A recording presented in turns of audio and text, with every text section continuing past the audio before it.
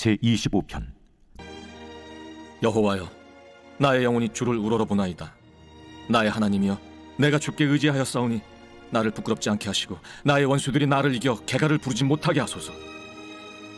주를 바라는 자들은 수치를 당하지 아니하려니와 까닭없이 속이는 자들은 수치를 당하리이다. 여호와여, 주의 도를 내게 보이시고 주의 길을 내게 가르치소서. 주의 진리로 나를 지도하시고 교훈하소서. 주는 내 구원의 하나님이시니 내가 종일 주를 기다리나이다. 여호와여, 주의 궁휼하심과 인자하심이 영원부터 있었사오니 주여, 이것들을 기억하옵소서. 여호와여, 내 젊은 시절의 죄와 허물을 기억하지 마시고 주의 인자하심을 따라 주께서 나를 기억하시되 주의 선하심으로 하옵소서. 오늘 아침 묵상의 주제는 하나님을 의지하는 삶의 미련함, 그러나 참된 지혜입니다. 시편 25편 1절에서 다윗은 이렇게 고백합니다. 여호와여, 나의 영혼이 주를 우러러보나이다. 다윗에게 인생은 자신의 능력으로 사는 것이 아니었습니다. 영혼을 들어올려 하나님께 드리고 삶의 모든 영역에서 하나님의 도우심을 기다리는 삶, 그것이 다윗이 선택한 인생 방식이었습니다.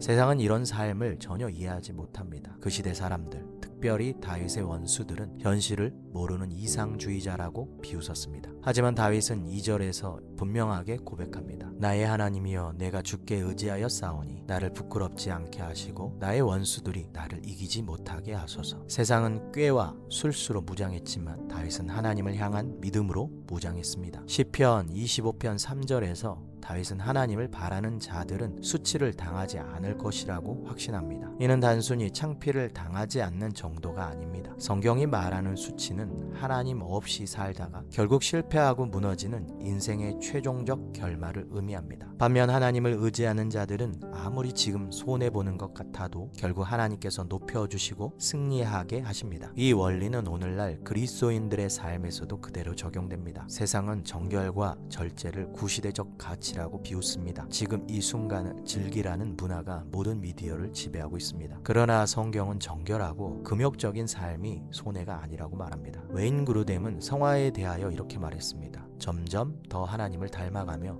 죄로부터 멀어지는 과정이라고 설명했습니다. 그는 세상 가치관과 복음적 가치관은 충돌할 수밖에 없다고 강조합니다. 하나님을 의지하며 정결하게 사는 삶, 진리를 붙들며 사는 삶은 처음에는 좁은 길처럼 보입니다. 그러나 하나님 보시기에 그것은 가장 복되고 가장 지혜로운 길입니다. 시편 25편 4절 5절에서 다윗은 하나님의 길을 배우게 해달라고 기도합니다. 인간의 지혜가 아닌 하나님의 지혜를 따르고 싶다는 간절한 고백입니다. 다윗은 하나님의 진리로 자신의 삶을 지도받기 원했습니다. 팀 켈러는 이렇게 말합니다. 기도하는 사람은 하나님께서 자기를 어떻게 이끄실지 알지 못할지라도 그분의 손을 붙드는 법을 배운 사람이다. 하나님께 배우고 그분의 도우심을 기다리는 삶이야말로 참된 지혜의 길입니다. 시편 25편 3절 후반부에서 다윗은 이렇게 말합니다. 까닭없이 속이는 자들은 수치를 당하리이다. 세상은 지금 당장 꾀를 부리고 술수를 부려 이익을 얻는 자들이 성공한다고 생각합니다. 그러나 성경은 정반대로 말합니다. 헤르만 바빙크는 그의 책에서 이렇게 말합니다. 하나님은 진리이시며 거짓과 기만은 결국 스스로 무너지게 되어 있다. 거짓은 오래가지 못합니다. 하나님의 진리는 반드시 승리합니다. 마지막 시편 25편 6절 7절에서 다윗은 자신의 과거 죄를 기억하지 말아달라고 기도합니다. 그는 과거의 허물과 죄를 인정하면서도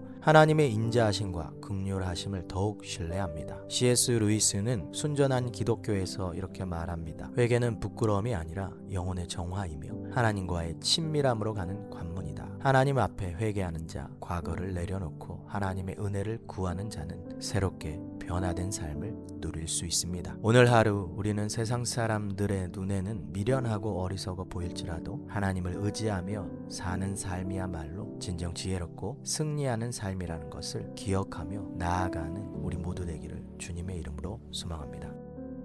오늘 내가 선택하고 결정하는 모든 자리에서 하나님의 뜻을 먼저 고민하고 사람들의 시선보다 하나님의 시선을 먼저 의식하는 연습을 해봅시다.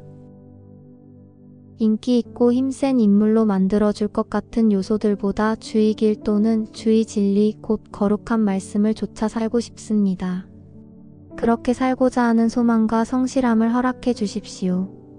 그러다 보면 연약하고 부족해질 수밖에 없사오니 호시탐탐 해칠 기회를 노리는 이들로부터 나를 지켜주옵소서.